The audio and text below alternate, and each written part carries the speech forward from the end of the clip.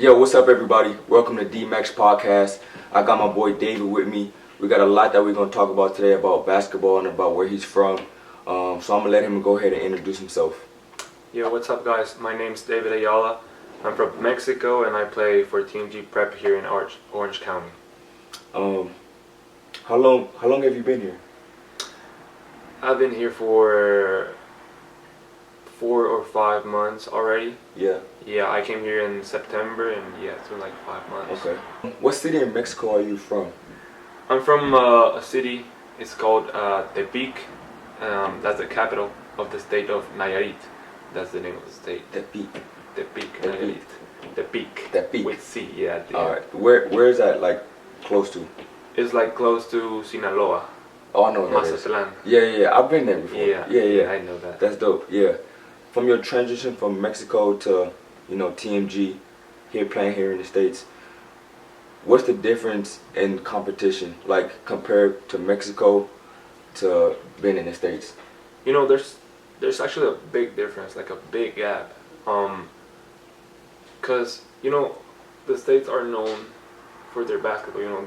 We all know the States are like the top of the top, like the best basketball in the world. So yeah, I think there's a big difference, and right now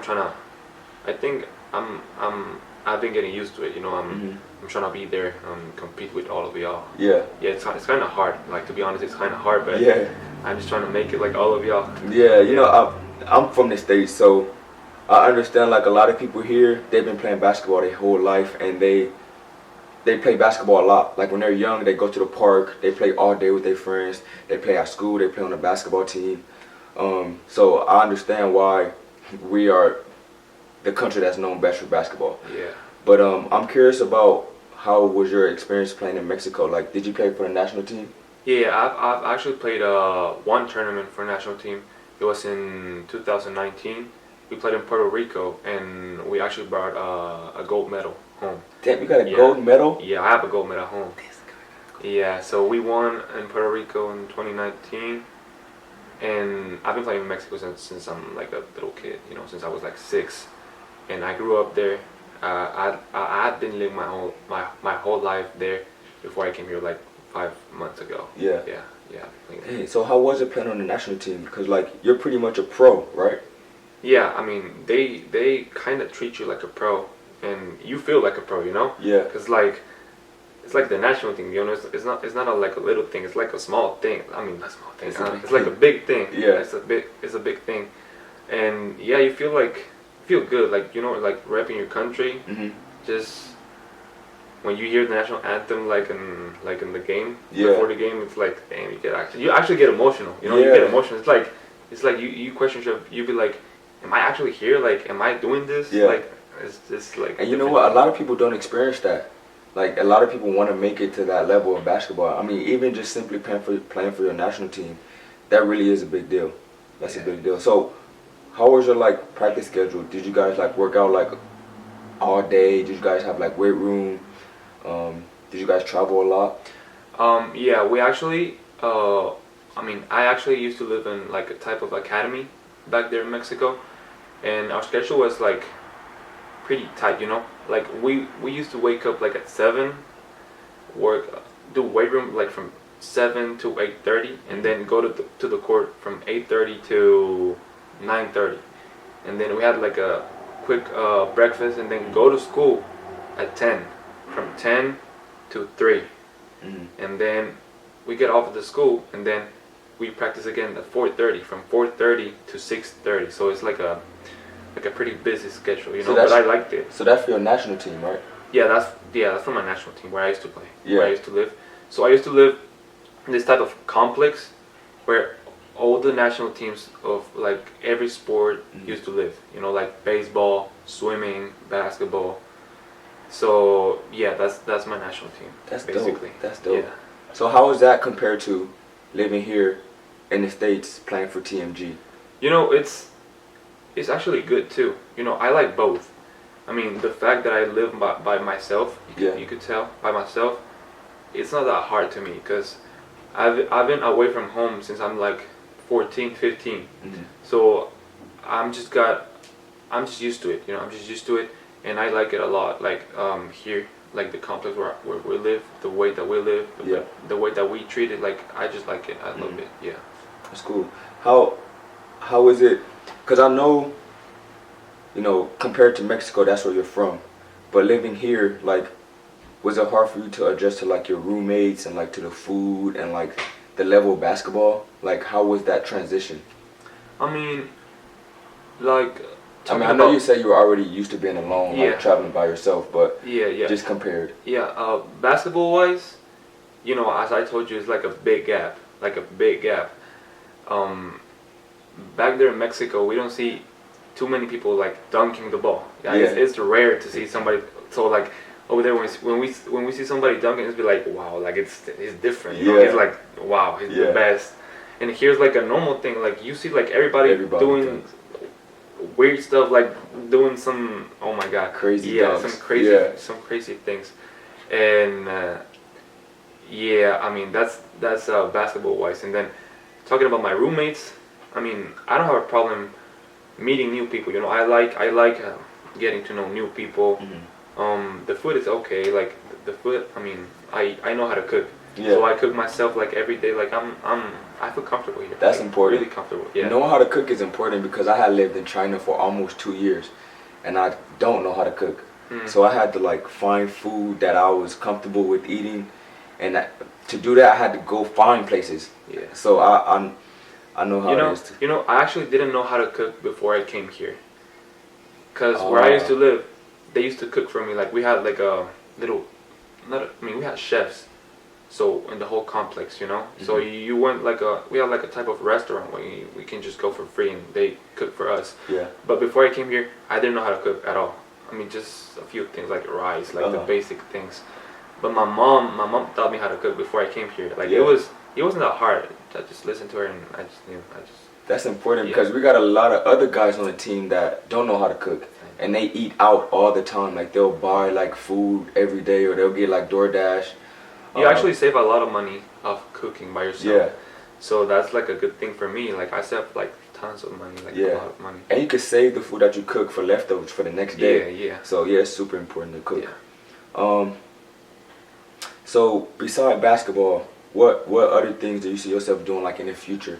Like if basketball don't work out, like as far as a career or something like that?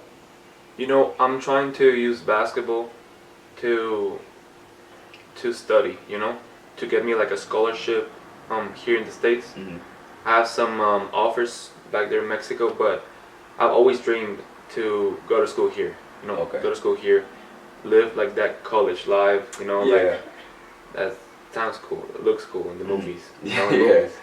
So yeah, I'm trying to use basketball to get me like some, at least one scholarship so I can study here, and then get my degree, you know, my 4 years to get my degree. And then after that, if, as you said, basketball doesn't work out, I already have my degree, you know, so I can just get a job.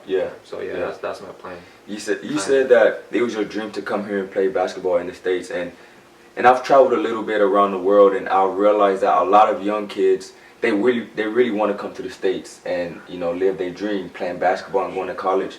So I really feel like you're on the right path to complete your goal. What advice would you give some younger kids that want to take your same path? They want to come from overseas, come here, play for a prep school or academy or something like that, and try to pursue their dreams. Like, what advice would you give them? I would tell them to first, of course, work hard, you know. Work harder than anybody on the team. You know, that's like the first thing. Like, work hard. Listen to your elders. Like, they have experienced more things than you. Like, you know, like way more things than you. So I have a lot of friends, and I know a lot of people that think they know everything. You know, because like it's normal, you know, for us, like for us young people, like we think we know everything. But my grandpa, like my parents, they have taught me like you have to listen to them, to us, because we know what we're talking about. Like we have experienced it, you know. So yeah, listening to your elders, that's like a big part. Like it helps a lot. So every time I have like a problem, I reach out to my mom, my dad, because they know what they're talking about. You know, they experience it. So yeah, work hard, listen to your elders, be disciplined, Mhm. disciplined, and just don't have that fear like to fail. You know, don't be scared to fail because everybody fails. Yeah. Like in everything they do, everybody fails. Like totally, they fail, and just get up again, just try again. You know, Yeah. that's the point of life, I think. Just, Yeah. yeah. Yeah. We definitely have a lot in common because two things that I live by, not just in basketball, but just in general in my life, is to be disciplined. Yeah. And to also listen to my elders, Yeah. because they do hold a lot of experience and a lot of knowledge. So anytime I got the chance, like if I travel or if I play for a team, I'm always looking for like the vets, the guys that have been there for a long Yeah, for time, sure. or the coaches that really know what they're talking about, because you can really ask them questions and learn a lot of new things. Yeah. You smart kid, smart kid. Thanks. Last question. In like 5 years, where do you see yourself from five years from now? Wow, that's a hard question. I honestly I don't know. You know, cause you don't know what's gonna happen at all. Mm. Like I want to do something, but you don't know if you're gonna accomplish that. Mhm. I mean, nothing is for sure. You know, so I don't know. I want to play basketball. You know, Yeah. like for sure, I Of want to play course, basketball of course. first, cause that's my passion. You know, I love basketball. I love playing it. I would love to live off basketball. You know, Yeah. like getting paid for doing what I love. Mhm. That would be like the perfect thing in my Yeah. life. Yeah. So yeah, I see myself playing basketball. But if I can, if something happens, just getting my degree and working where at a place that I like what I do. You know, Yeah. so I don't get bored or I just yeah. So Mm. that's where I see myself 5 years. I got you. I got you. Yeah, you said that you wanted to use basketball to make like your money or to as a lifestyle. Yeah, yeah. And that's the same mindset I had when I was younger too. Like I wanted to use basketball to for my income. I wanted to travel the world to play basketball, and it'll happen. But it might not happen the way that you wanted to or the way that you envisioned it. Yeah. I remember I was younger and I really wanted to play college basketball. I really wanted to go to the NBA. But just my journey and my route didn't lead me that way. I became a trainer and a coach, and I still ended up traveling the world, meeting all these great people, meeting you, and just meeting all these young kids from overseas.